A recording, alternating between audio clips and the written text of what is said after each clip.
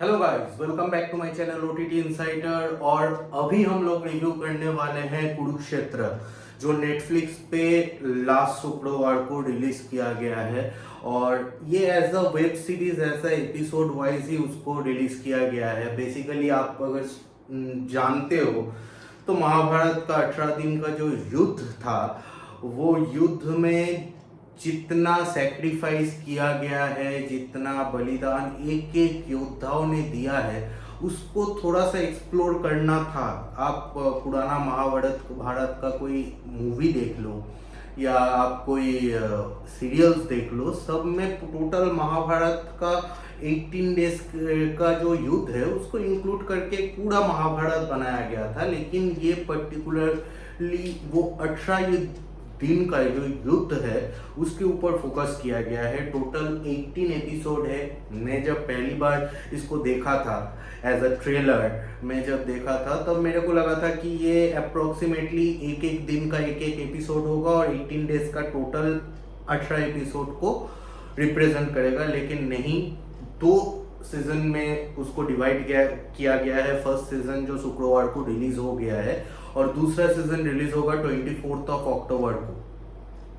अगर मैं एपिसोड की एक एक एपिसोड की बात करूंगा तो फर्स्ट एपिसोड संजय, उसके बाद भीष्म, उसके बाद आपका द्रोणाचार्य, अभिमन्यु, उसके बाद आपका घटोत्कच, कृष्णा, कृष्ण का विश्व रूप दर्शन, ये टोटल एक समरी करके रिप्रेजेंट कर दिया गया है। ऑलरेडी ये 9 एपिसोड में 15 डेज ऑफ वर्क को कवर कर लिया गया है।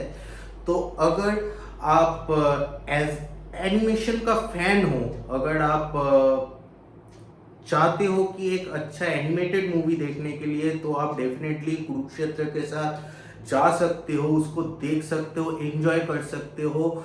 आपको थोड़ा सा भी ये फील नहीं होगा कि आप एक पुराने जमाने का एनिमेशन देख रहे हो। स्पेशली महाअवतार नरसिम्हा जैसे मूवी थिएटर में रिलीज होने के बाद जो इम्प्रूवमेंट एनिमेशन पे आया है, उसको एक सेकेंड वर्जन आप देखोगे कुरुक्षेत्र में।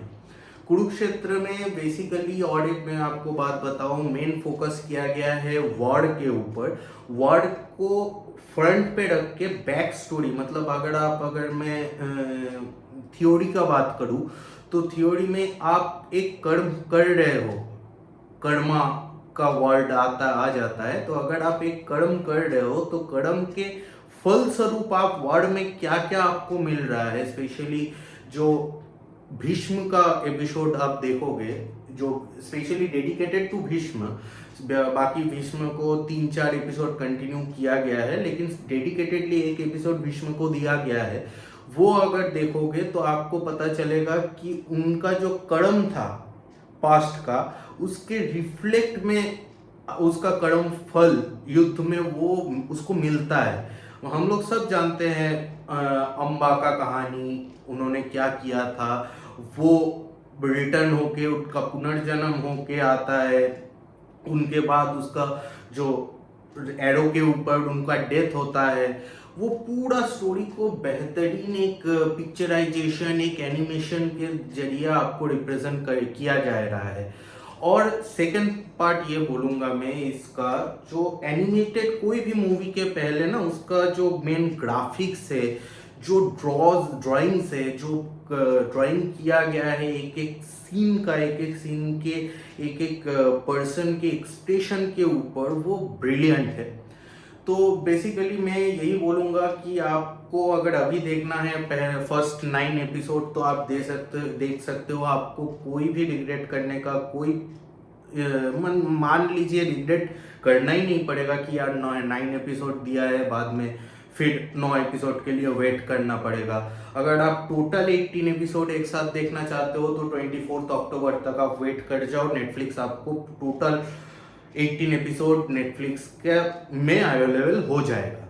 तो अभी मैं बात करता हूँ इसका ड्रॉबैक और इसका जो बेहतरीन साइड है, इस दोनों के बारे में। ड्रॉबैक के बारे में अगर मैं बात करूँ, अगर आप किसी कैरेक्टर को ला रहे हो, ऐसा नहीं है कि ये कोई आप कहीं से इंस्पायर्ड होके, कहीं से आप ला रहे हो, आपका खुद का स्टोरी है।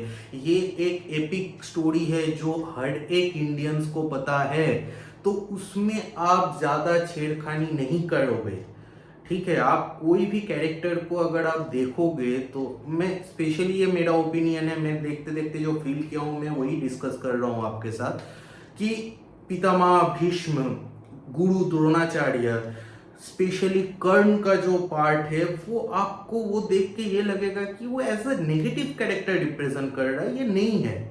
ठीक है ना, तो आप भी जानते हो, मैं भी जानता हूँ कि द्रोणाचार्य बोलिए आप, जो जो कौरव के साइड से युद्ध कर रहे थे वो लिटरली पेन में थे कि मेरे को युद्ध करना पड़ रहा है अपने पौत्रों के अगेंस्ट में, अपने पांडव्स के अगेंस्ट में, क्योंकि वो वचन से बंधे हुए थे।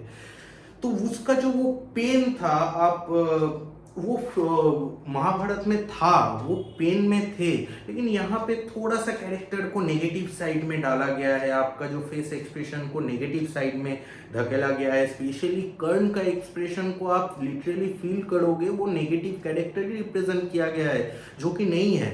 हम लोग जब छोटे थे तो एज अ अर्जुन को हम लोग अपना हीरो मानते थे। जैसे ही हम लोग अभी 30s या 40s में है, 25 एज होने के बाद हम लोग का, तो हम लोग ये जानते हैं कि और रियलिटी में Karna is the ultimate warrior.